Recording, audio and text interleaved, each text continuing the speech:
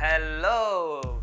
तो वेलकम है आप सभी का हमारे इस YouTube चैनल टेक्नोट्यूब में। तो आज हम फिर से आ चुके हैं एक इंटरेस्टिंग नॉलेज के साथ।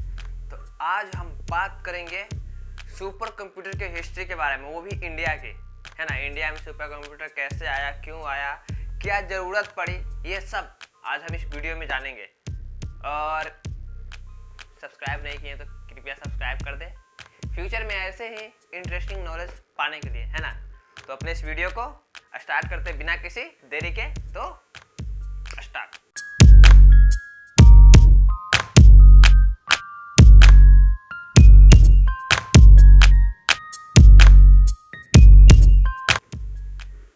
तो इंडिया एक कृषि प्रधान देश है, यह आप सभी को पता है ना।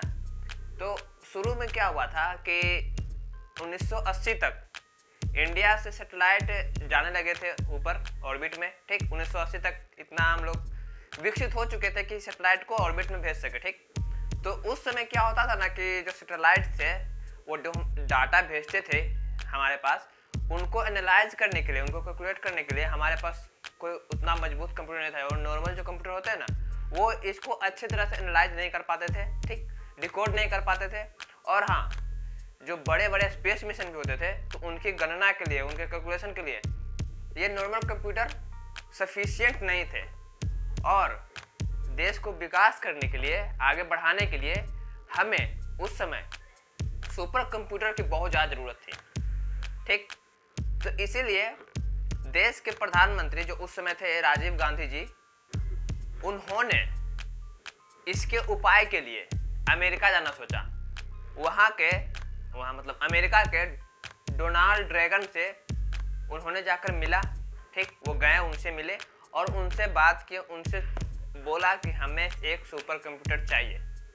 लेकिन उसने मतलब डोनाल्ड रेगन जी ने बोला कि हम सोचेंगे और आपको सोच के बाद में बताएंगे, ठीक। तो वो फर्स्ट टाइम गए थे तो निराश होकर चले आए, ओके। कुछ दिन बाद वो दोबारा गए, दोबारा उनसे बात किए डोनाल्ड रेगन से कि हमें सुपर कंप्यूटर की बहुत ज़्यादा ज़रूरत है। लेकिन दूसरे टाइम डोनाल्ड रेगन ने पूरी तरह से मना कर दिया। यही नहीं, जितना भी सुपर कंप्यूटर बना रहे थे, जितनी भी कंपनियां थी, पूरे देश को मना कर दिया कि हमारे पास सुपर कंप्यूटर ना भेजे इंडिया के पास।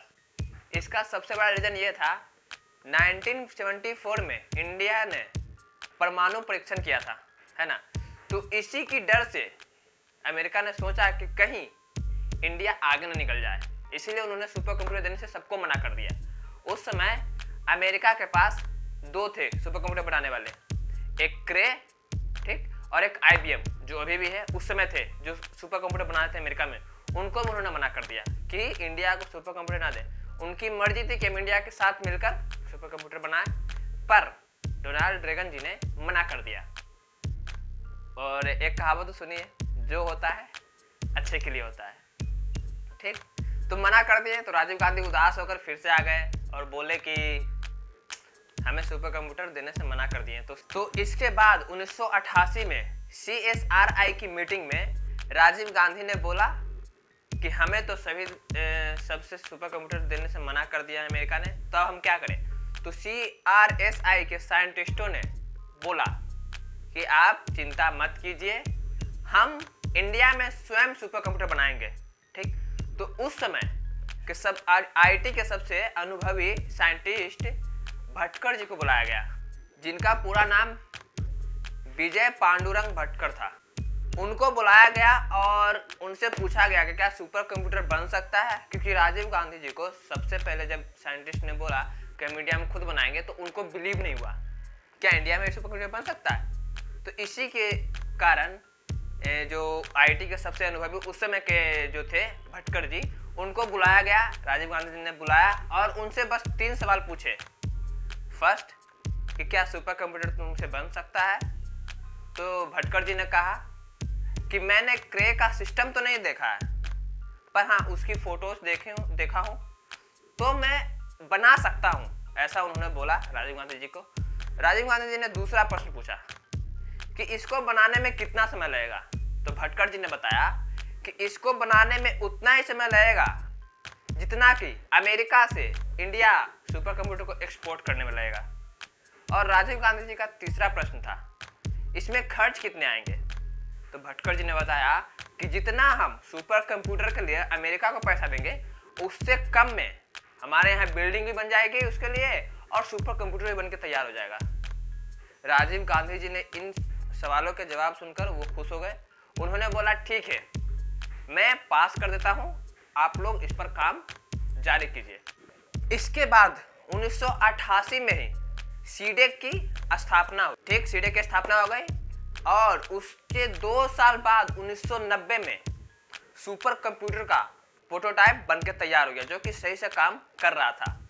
ठीक, उसके बाद राजीव गांधी जी ने सभी साइंटिस्टों को बुलाया और उन्हें दिखाया कि सुपर कंप्यूटर है, लेकिन वो काम तो कर रहा था लेकिन उसकी डिजाइन सुपर कंप्यूटर की तरह नहीं थी, इसीलिए सब ने मानने से इनकार कर दिया कि सुपर कंप्यूटर है। भटकर जी तो परेशान हो गए कि भारत की जनता को मनाया कैसे, क्योंकि साइंटिस्ट जब नहीं माने तो भारत की जनता कैसे माने कि सुपर कंप्यूटर है। नाराज हो गए, हताश हो गए। फिर उन्होंने सोचा कि जब तक हम अमेरिकी के राष्ट्रपति को नहीं जब तक अमेरिका के राष्ट्रपति को यकीन ना हो कि इंडिया ने सुपर कंप्यूटर बना लिया है तब तक भारत की जनता को विश्वास नहीं होगा, है ना। तो उसी टाइम स्विट्जरलैंड में सुपर कंप्यूटर का एग्जीबिशन लग रहा था जहां पर सुपर कंप्यूटर की जांच, उसकी बेंचमार्किंग हो रही थी। ठीक, तो भटकर जी ने सोचा कि हम अपने सुपर कंप्यूटर को वहां ले जाते हैं और वहां पर दिखाएंगे ताकि वहां पर सबको विश्वास हो जाए। अगर वहां पर स्विट्जरलैंड में सबको विश्वास हो जाएगा सुपर कंप्यूटर है तो इंडिया की जनता को तो विश्वास हो जाएगा। ठीक, तो उन्होंने वहां ले जाने को सोचा, लेकिन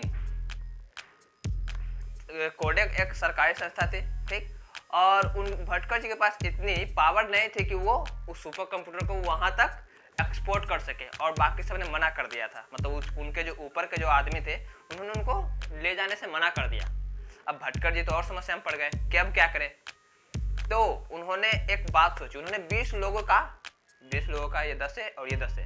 ठीक, 20 लोगों का उन्होंने टीम बनाया और उस सुपर कंप्यूटर को पार्टी पार्ट खोलकर उस 20 के पर्सनल बैग में डाल दिया गया और वहां से वो स्विट्जरलैंड गए।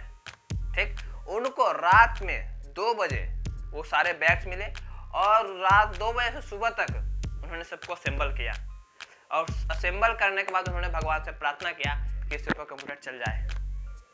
पर बड़े काम करने में दिक्कतें तो आती है। उस समय उन्होंने जब स्टार्ट किया तो सबसे फर्स्ट में सर्किट में आग लग गई थी। फिर भी उन्होंने किसी तरह बनाया, बहुत मेहनत करने के बाद, और सुपर कंप्यूटर वर्किंग हो गया। उसके बाद एग्जीबिशन में लाया गया और चलाया गया। बेंचमार्किंग में आप यकीन नहीं करेंगे, लेकिन इंडिया का जो वो सुपर कंप्यूटर था वो दूसरे नंबर पर आया पूरे विश्व में। पहले नंबर पर था अमेरिका का, ठीक, दूसरे नंबर पर हमारा इंडिया का आया, जो कि बहुत प्राउड होता है सुनकर ये बात। पर हाँ, इंडिया में बनाया हुआ सुपर कंप्यूटर दूसरे नंबर पर आया। सोचिए, उसका नाम था परम 8000। यही नाम था परम 8000, जो कि उस टाइम का जब बना था तो पूरे विश्व का दूसरे नंबर का सुपर कंप्यूटर था। तो वहां तो स्विट्जरलैंड के जो हर देश में एमबीसी होता है ना इंडिया का, तो स्विट्जरलैंड में भी एमबीसी था इंडिया का। तो उन्होंने वहां से टेक्स्ट भेजा कि इंडिया ने सुपर कंप्यूटर बना लिया है। और ये बात सुनकर इंडिया के लोग बहुत खुश हुए, बहुत प्राउड हुआ कि इंडिया ने सुपर कंप्यूटर बना लिया है। और उसके बाद 1991 में इंडिया में घोषणा किया गया कि हमारे भटकर जी ने सुपर कंप्यूटर को बना लिया है और उन्हीं को जनक माना जाता है सुपर कंप्यूटर का इन इंडिया। ओके, ये बहुत प्राउड की बात है। पर हाँ, उसके बाद जो कोडेक संस्था थी उसने और बहुत सारे सुपर कंप्यूटर बनाए, जिनमें से कुछ नाम मैं आपको बता देता हूँ। परम 9900 SS, परम 9900 UAS, परम 10000, परम पद्मा, परम युवा 2 और भी 3-4 हैं। ठीक, लेकिन अभी जो प्रेजेंट में सबसे फास्ट जो सुपर कंप्यूटर है उसका नाम है परम युवा 2, जो कि इंडिया में सबसे फास्ट सुपर कंप्यूटर है ना। तो यही था पूरे सुपर कंप्यूटर का इतिहास इन इंडिया। और आपको ये इतिहास जानकर कैसा लगा? प्राउड फील हो रहा है या नहीं? मेरे को तो बहुत हो रहा है। तो कमेंट में बताएं कि ये इन्फॉर्मेशन आपको कैसा लगा, और ऐसे इन्फॉर्मेशन पाने के लिए वीडियो को सब्सक्राइब करें और इसे अपने फ्रेंड सर्कल में शेयर जरूर करें कि हमारा भारत महान है ना। तो मिलते हैं फिर से ऐसे किसी नॉलेज से रिलेटेड वीडियो में। तब तक के लिए आप स्वस्थ रहिए, सतर्क रहिए। Bye bye, Tata.